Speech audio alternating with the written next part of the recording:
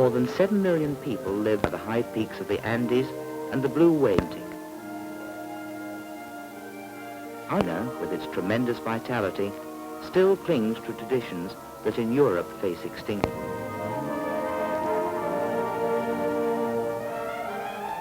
Technology and sport combine here to make countless road races international events.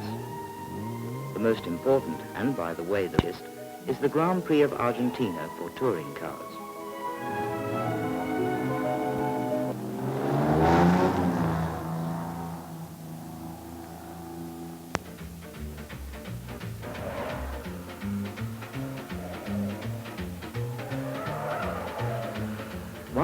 Make this course a rough one, but the Mercedes 300 SEs have taken the lead in the first 312 miles.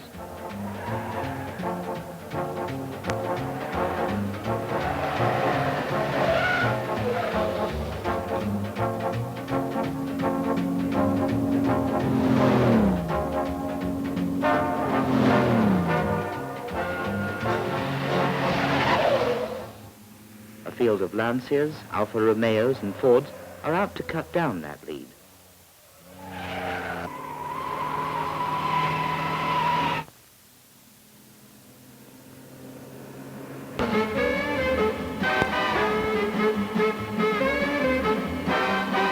Car number 617 has Eugen Böhringer at the wheel. His navigator is Klaus Kaiser. They're in the lead, ahead of 268 starters. In second place is Glemser. And in third, Hermann.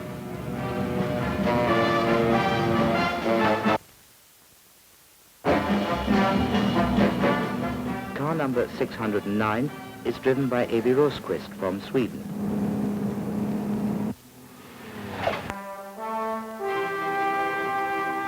Over 3,000 miles to go. The first lap to Carlos Paz, 488 miles. The second to San Juan, 450 miles. Then it's further into Argentina's northwest, to Catamarca. From Catamarca to Salta, 394 miles through the Cordillera. The route then leads through the Great Salt Lakes, back south to La Falda, with 601 miles, the longest stretch. And then it's on to the finish, covering another 591 miles.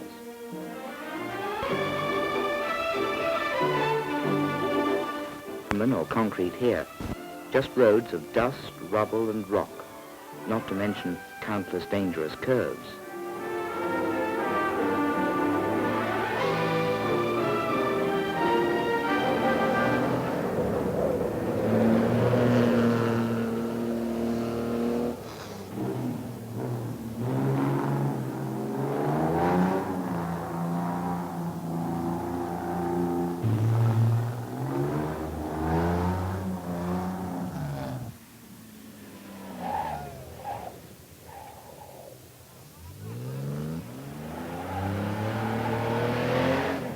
While the Mercedes drivers defend their lead, the Argentinian top drivers take advantage of their better knowledge of the route. Oscar Cabalen in a Lancia is one of the favorites in the Grand Prix. He takes a short cut and gains fractions of a second. Every means is used to save time.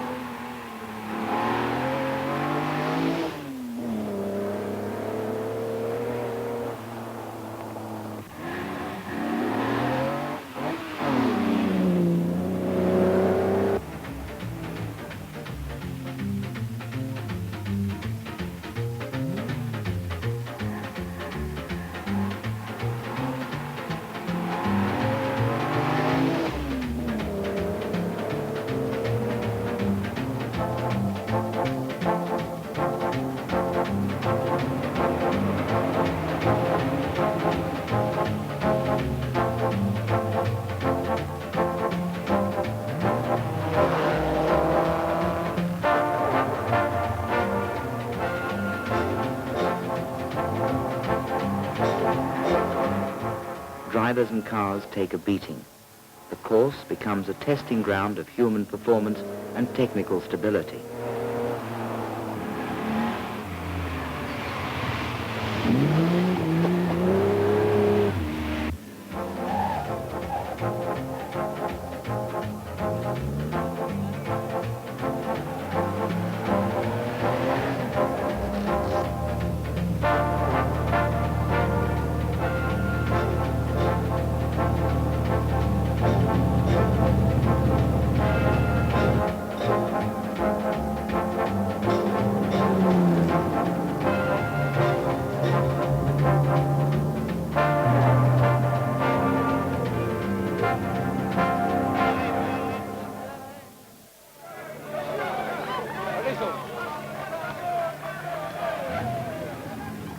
At the end of the first lap in Carlos Paz, Böhringer and Kaiser have set a new record with an average speed of 113 miles per hour. This was considered impossible until now.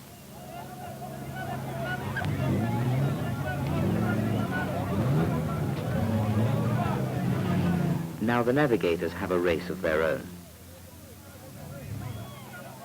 The boarding card is stamped, the official time for the lap is logged.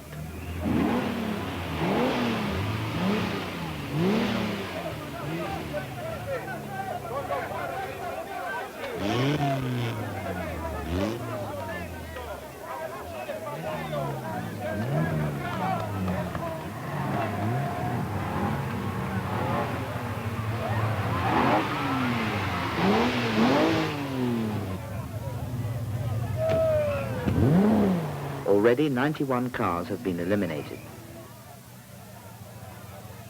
Some of them ended in a ditch, some due to human or technical failure. After arriving, the cars are sent to the Parc Fermé.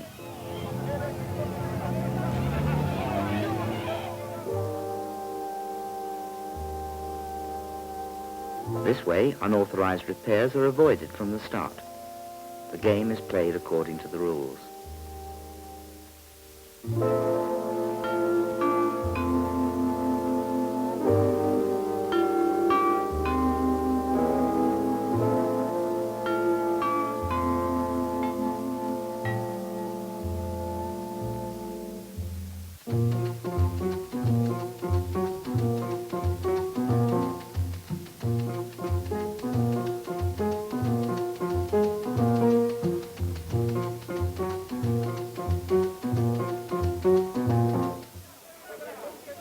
The start and finish of each lap have a lot in common. The drivers start in the arrival order.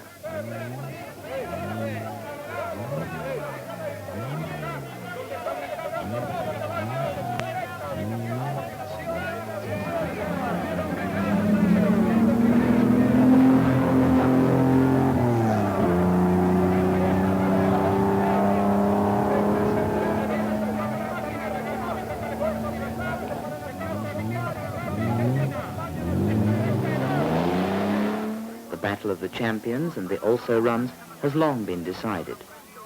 Still thousands of Argentinians are rooting for their favorites, Oscar Cavallini, Carlos Paz and Leo Cella.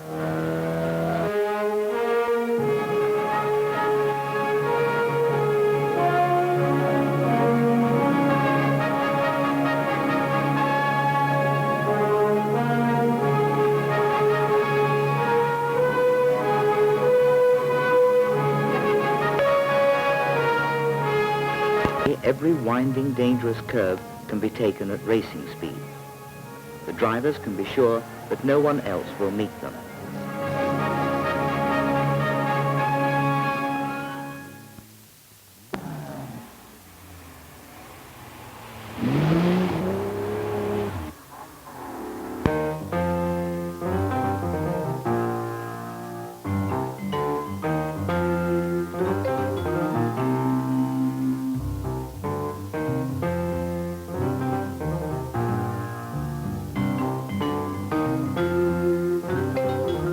Caught in the dust of finding the road is guesswork. In this wild country, roads often resemble mule paths. The cars are bounced and hurled about over mountain ridges and tough stretches covered with debris. This is strictly for top drivers.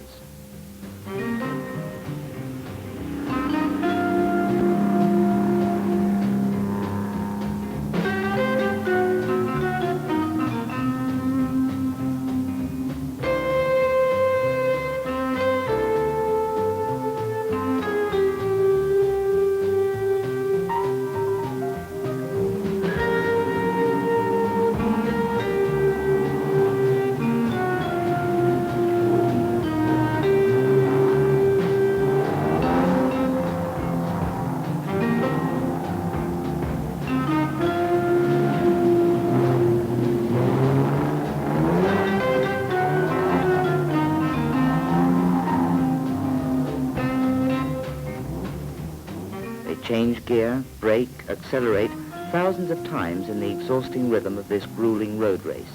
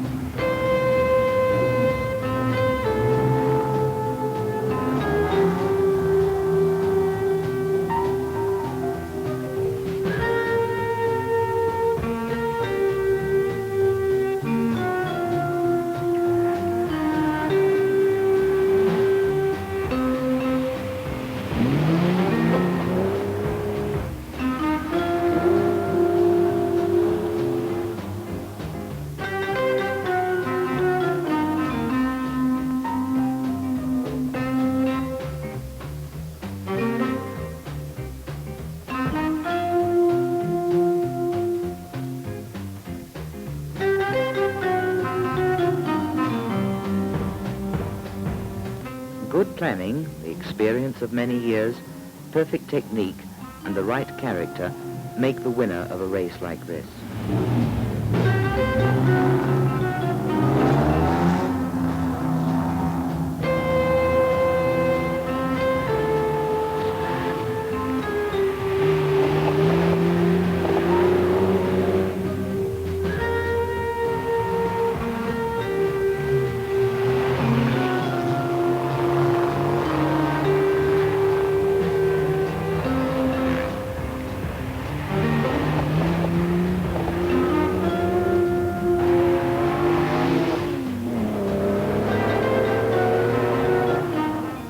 Other makes jockey for position, fighting for every inch, every second with South American daring, the four Mercedes-Benz 300 SEs hold a firm lead in position 1, 2, 3, and 4, as follows.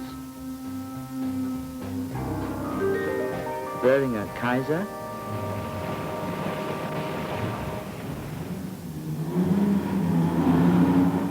Glemser Braungart,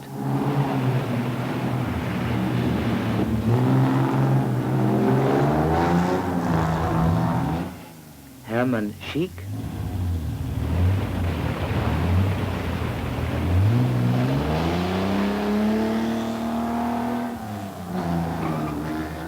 Korff-Rosqvist, Falk.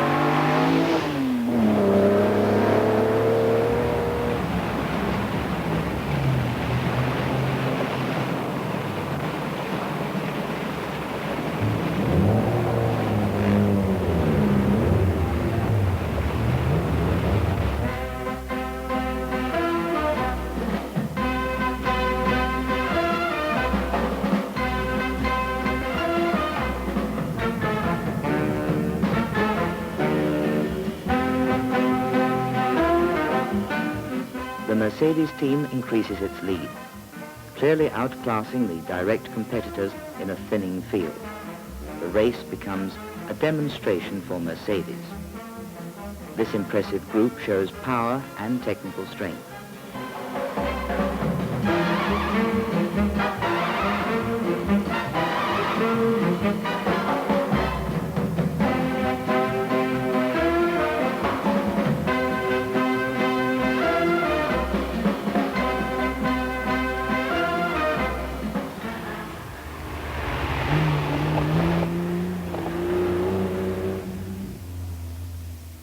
The number of registered vehicles for the Grand Prix of Argentina is very high.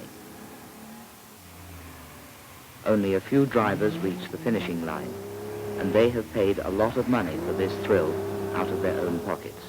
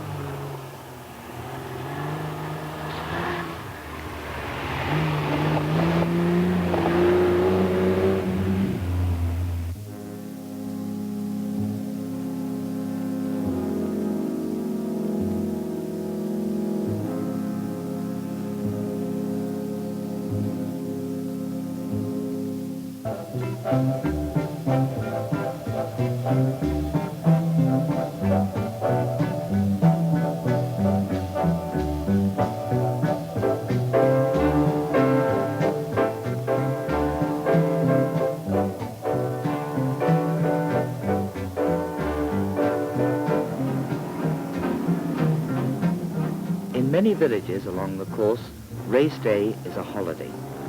Only once a year, Antonio and Jose, Carmen and Dolores conceive what they dream about the rest of the year. Tough miles to victory.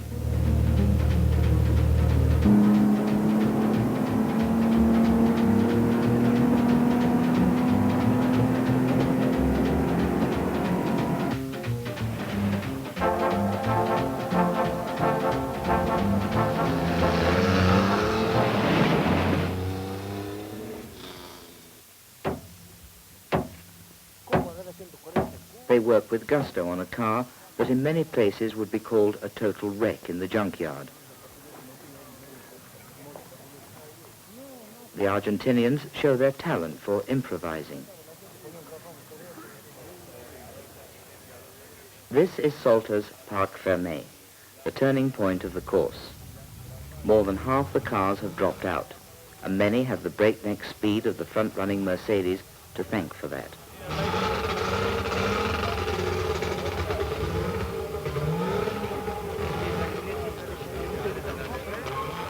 After each day's racing, drivers and cars get a chance to rest. Only 20 minutes may be used for inspection and repairs. They can have their cars inspected on the road or, according to a well-organized proven plan, in a repair shop. No detail is forgotten. The work is done with Swabian thoroughness.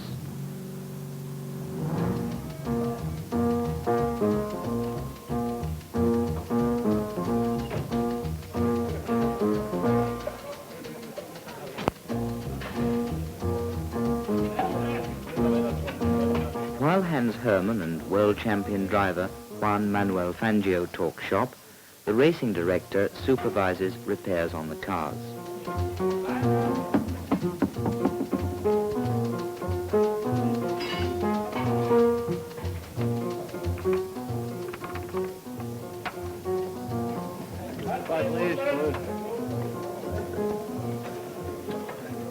Batterie ist voll, ja.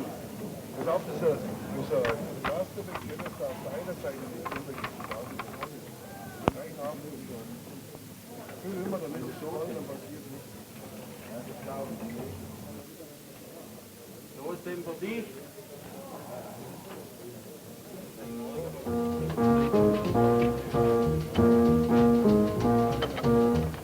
The Mercedes engine is tested and carefully examined.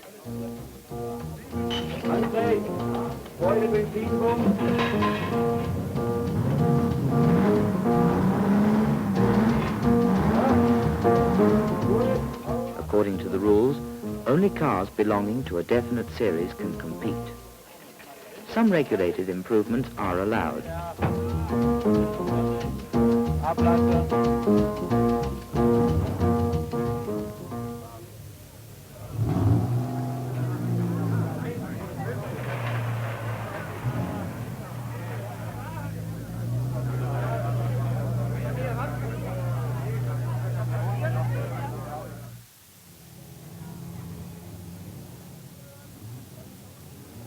La última etapa del Gran Premio, los 4 coches Mercedes-Benz en la línea de partida, y también observamos el 417 de Fueguino. With half the race over, Mercedes cars have more than a 2-hour lead.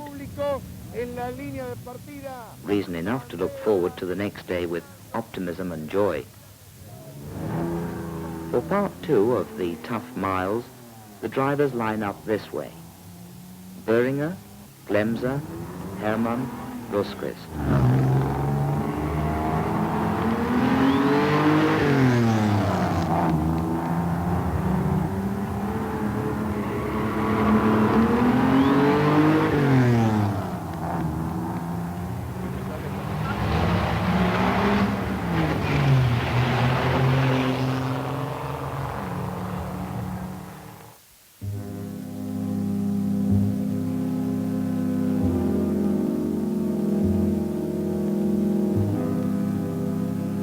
These are the Salinas Grandes, the great salt swamps. Over 250 miles of dried out, waterless, silent land.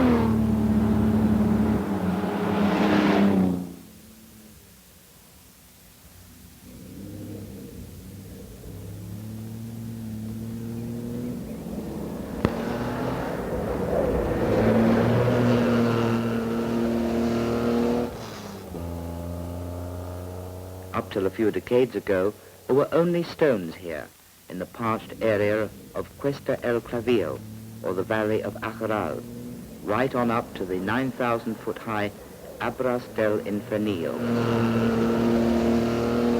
In the Grand Prix, this stretch of the course is only 58 miles long, but drivers must overcome a difference in altitude of 7,800 feet. The downhill race is even more difficult than climbing the peaks on these debris-covered stretches, which offer no grip to the tires. Fingertip senses are needed to control every movement of the automobile. A loose hand at the steering wheel, just the right acceleration, and the right feel for judging braking distances. This can't be learnt. Talent and experience determine success or failure.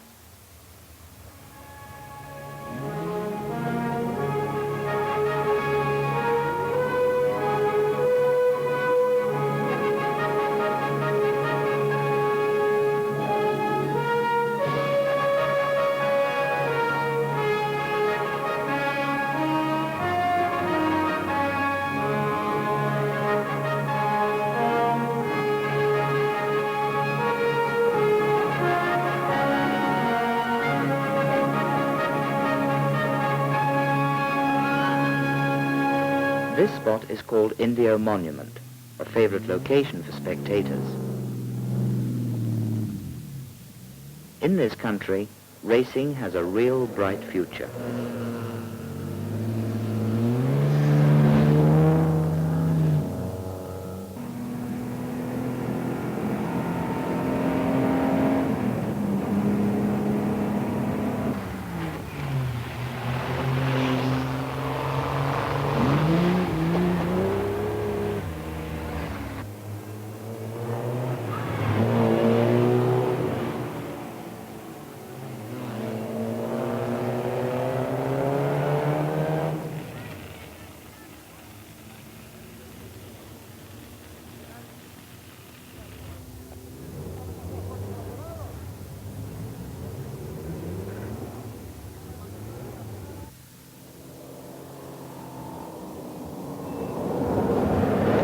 In the Grand Prix of Argentina, drivers and cars approach the limits of physical and technical performance.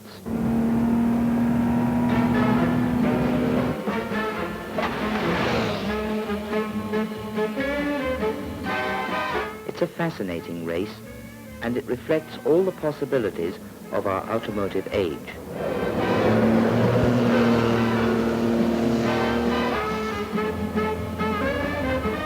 The driver translates into the language of success what engineers and technicians have worked out in years of research and construction.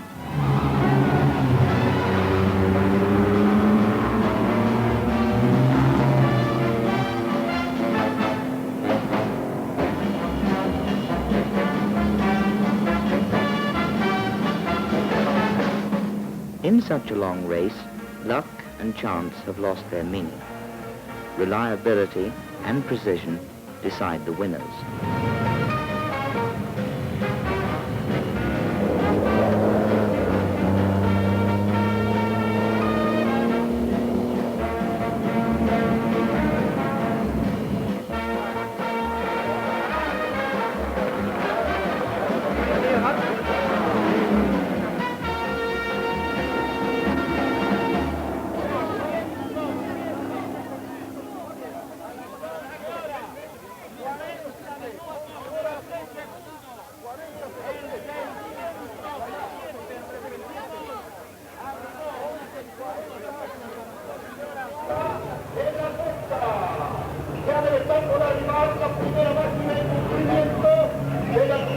Última etapa, la cual va a Recife, 763 kilómetros, 600 metros. Repito el kilometraje de la última etapa. The lineup at the finish of Böhringer, Kaiser, Glemser, Braungart, Korff-Rosqvist, Falk means a triple victory for Mercedes-Benz. For the winners, with an average of 86 miles per hour, this race sets a new record. Only 51 of the 268 cars at the start crossed the finishing line. For the fourth time in succession, Daimler-Benz wins the Grand Prix of Argentina. The star of the day is the three-pointed star. Argentinian Grand Prix. Eugen Böhringer, the Mercedes team, was the winner, and the Mercedes team sure seems happy today. They've had a lot of luck in this race, and they came out on top. Bien, Radio Libertad de Buenos Aires, en la emoción.